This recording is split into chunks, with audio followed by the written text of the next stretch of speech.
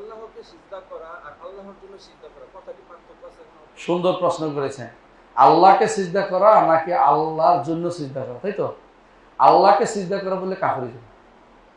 আমরা আল্লাহকে সিজদা করি না, আল্লাহকে পাবো করে সিজদা করতে। কথা কি বুঝছে?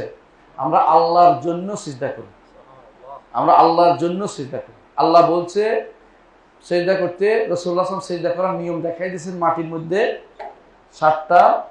সাতটা অঙ্গ দিয়ে, 2 হাত, 2 হাঁটু, 2 পা এবং নাক কপাল একসাথে বলছে রাসূল।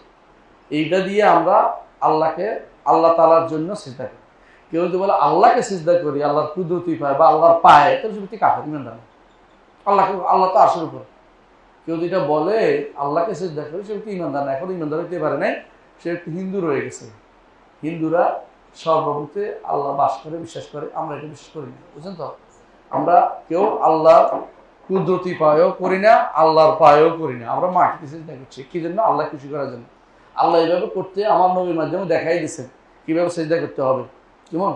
আল্লাহর জন্য সিজদা করি, হ্যাঁ, আল্লাহ তাআলার সত্তার উপরে সিজদা করি না, আল্লাহর জন্য করি।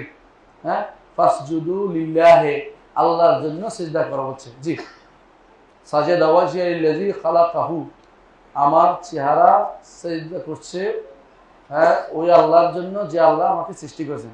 আল্লাহকে সিজদা করি না আমরা, বুঝেছো কথা? এটা যে বলছে এখনো ইমানদার হতে পারেনি, এখনো হিন্দু রয়ে গেছে, ওদের পিছনে নামাজও হবে না।